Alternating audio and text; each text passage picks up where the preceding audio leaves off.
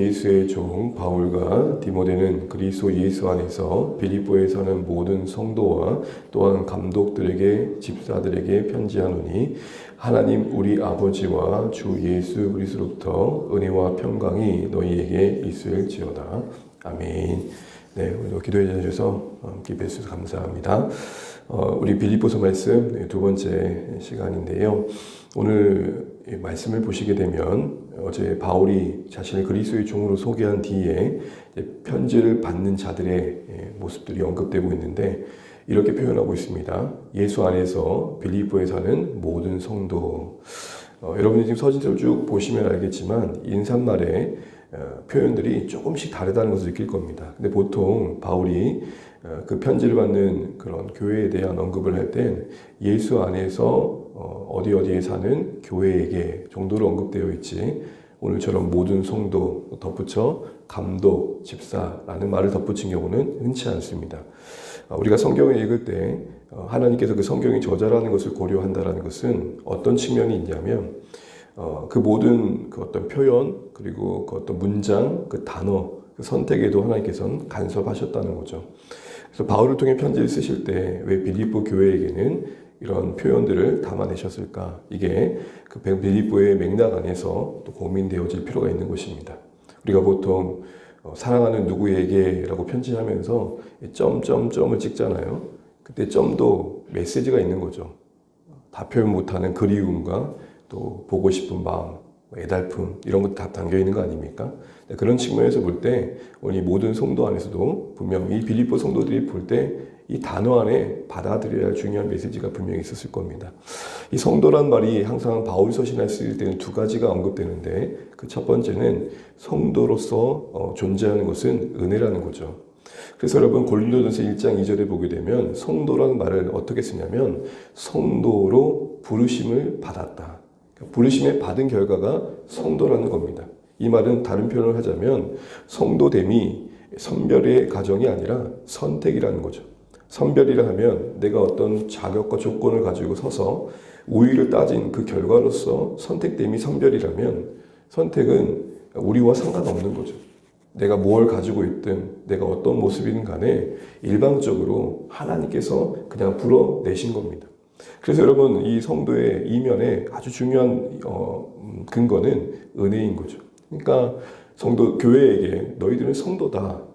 특별히 모두라고 할 땐 하나같이 외회 없이 어느 누구도 은혜 아니고 부름받았다 말할 자 아무도 없다. 이거 잊으면 안 된다. 지금 이 얘기를 하는 겁니다. 또한 성도라 말할 때 은혜란 말과 함께 더불어 바울이 항상 염두하고 있는 말 중에 하나는 거룩이란 말입니다. 그래서 성도란 말 자체가 거룩한 무리들이라는 거죠. 공동체성을 강조하기도 하지만 세상과의 관계 속에서 신자의 위치를 말하기도 합니다. 여러분 우리가 이 성도란 말의 또 다른 말인 구별이라는 의미 또 다른 말로 거룩이라는 의미를 쓸 때 그 의미를 우리는 바르게 잘 이해해 가야 됩니다.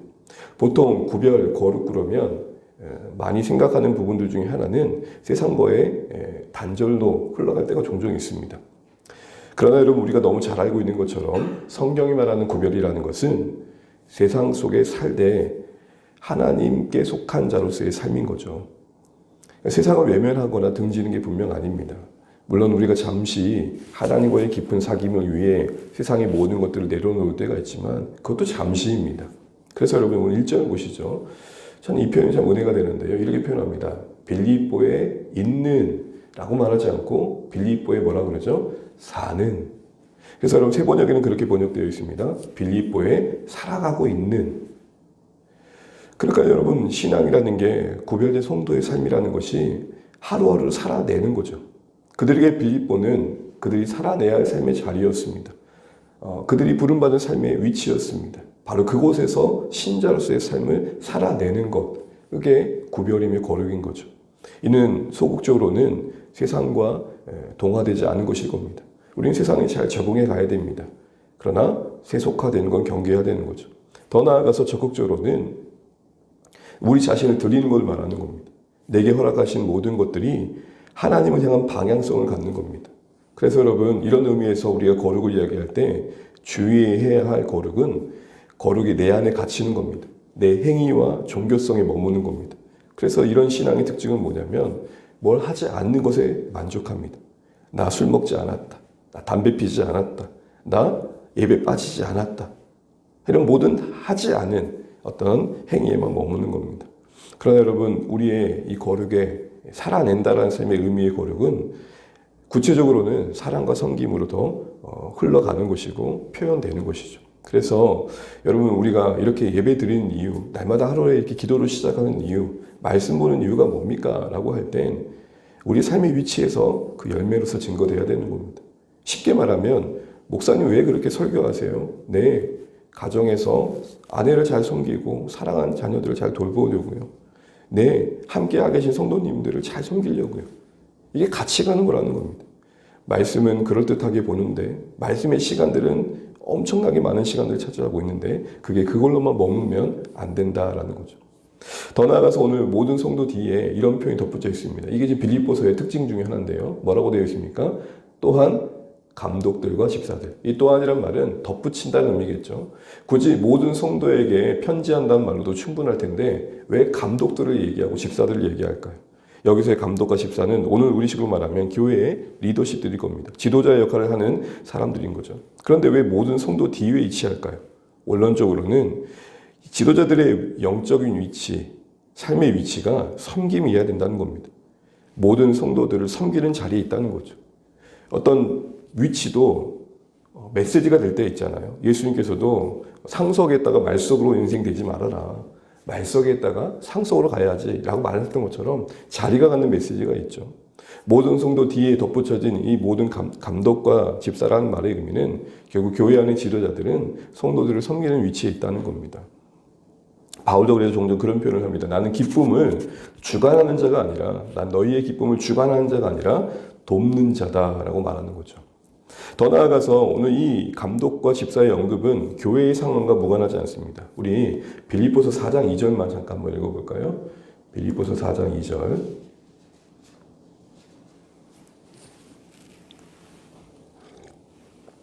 함께 읽어봅니다. 내가 유오이다를 권하고 순두개를 권하더니 주 안에서 같은 마음을 품으라. 유오디아와 순두개에게 각각 권하면서 같은 마음을 품으라고 합니다. 어떤 사이인지 모르지만 빌립보 안에도 약간의 지도자 사이에 긴장감이 있었던 것 같습니다. 바로 그 염두를 하고 바울은 이런 소도에 인사말을 남겼던 거죠. 그러면서 그들에게 모든 편지에 검열했던 은혜와 평강이 나옵니다. 늘 반복됐던 내용이기 때문에 함께 다시 한번 잠깐만 마무리하고 말씀을 마치도록 하겠습니다.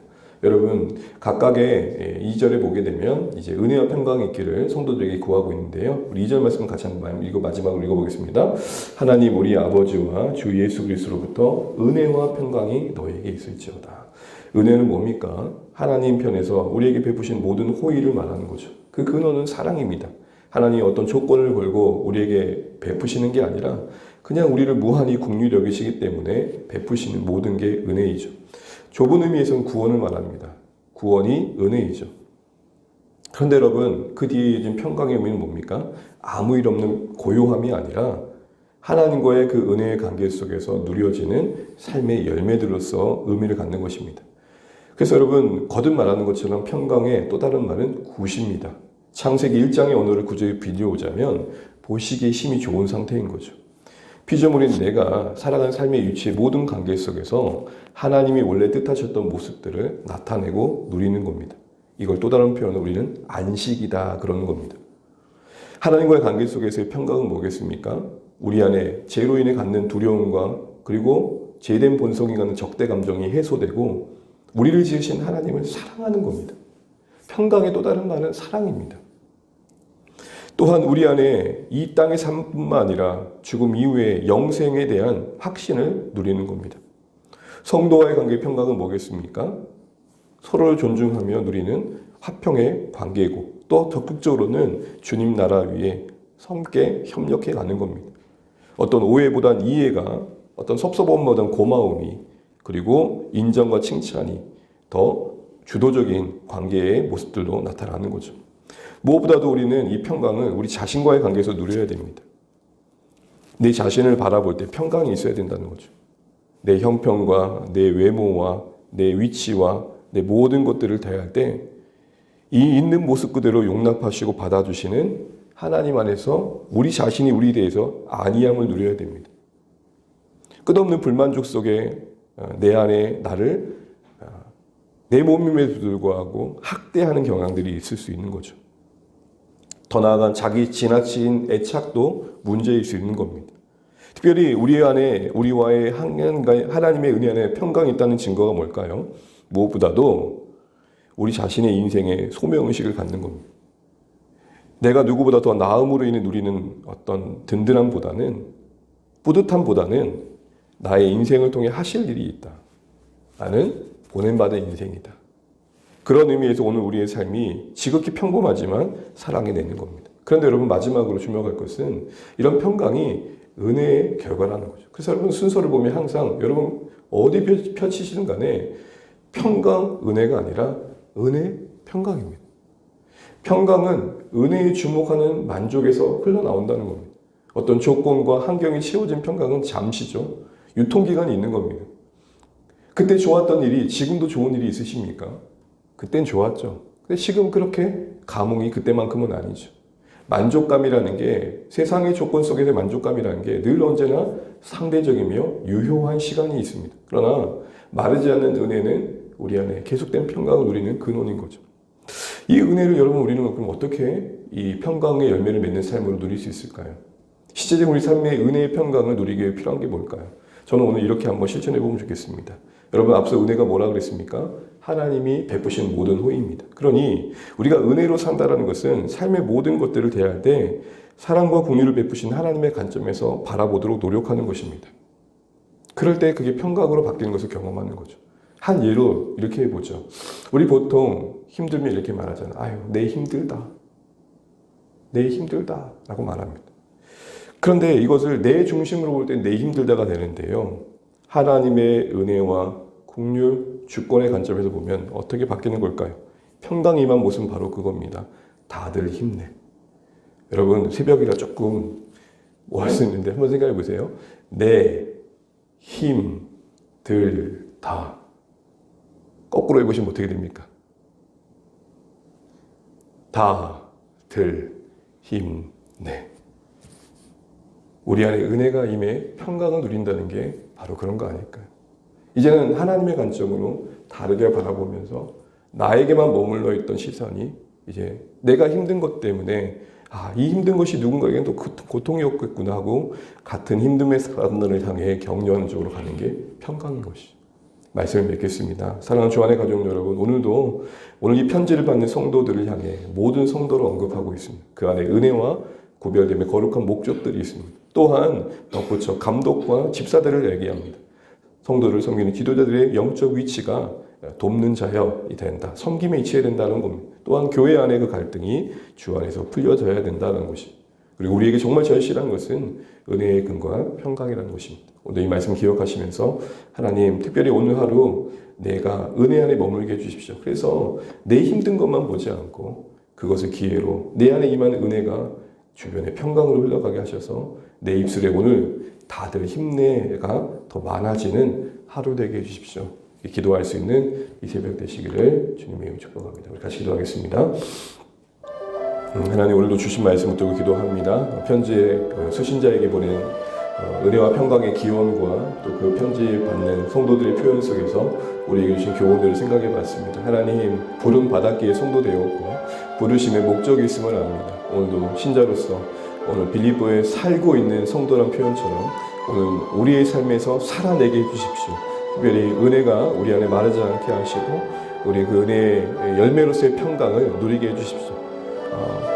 그래서 실제적인 고백 속에 나 힘들다만 있지 않게 하시고 다들 힘내가 있는 오늘 하루가 되게 하셔서 그래도 나를 통해 오늘 한 사람이라도 그 평강을 나누어 누릴 수 있는 복된 한 날 되게 해달라고. 아니, 가까운 가족들이 오늘 나의 언어 행실로 인해서 정말 평강을 누린 복된 하루 되게 해달라고 기도하시면 좋겠습니다.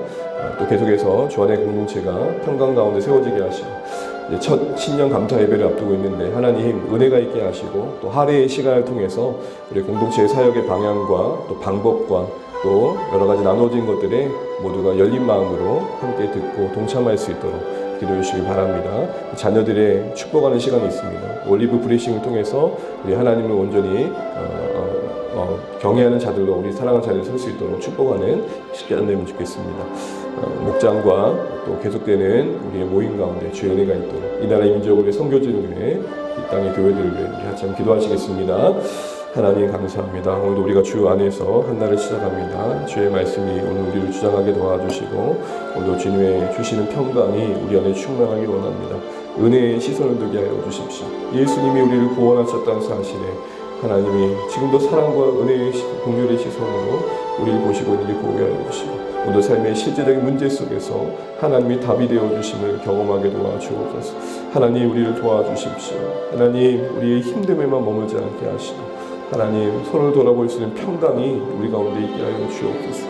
하나님 우리 인생을 해석하는 과정 속에 하나님의 시선이 우리를 주장하게 하여 주시옵소서. 오늘도 우리와 함께 하신 주님을 바라봅니다. 하나님 우리의 삶의 형편과 궁핍함을 아시는 하나님 도와주십시오. 기적과 같은 방법들로 우리 삶을 도우시는 하나님이 경험되게 도와주시고 하나님 정말로 하나님 모든 우리의 소원함들을 귀 기울여 들으시는 하나님의 은혜를 보게 하여 주시옵소서. 주님 오늘도 살아갈 힘을 주시고 거룩하게 하시며 성도로서의 삶을 나타나게 하여 주시옵소서. 주님 감사합니다. 그대안의 몸된 교회 오늘도 목장 가운데 은혜를 주시고 주일 예배 가운데 금요를 베푸시며 말씀 앞에 결단이 있게 하시고 신년 감사와 할애로 우리가 보냅니다. 하나님 함께 하시고 이 징글식을 통해서도 하나님 사랑하는 자를 축복할 때 그들 세대 은혜에 있게 하여 주옵소서. 이 나라 민족을 붙들어 주시며 이 땅의 교회들을 긍휼히 여겨 주옵소서. 하나님 성교들마다 하나님의 손길이 닿게 하시고 하나님의 은혜의 긍휼이 분명하게 하시고 문 영혼들을 원하시는 하나님의 일하심들을 이루어 주시옵소서. 주님 감사합니다.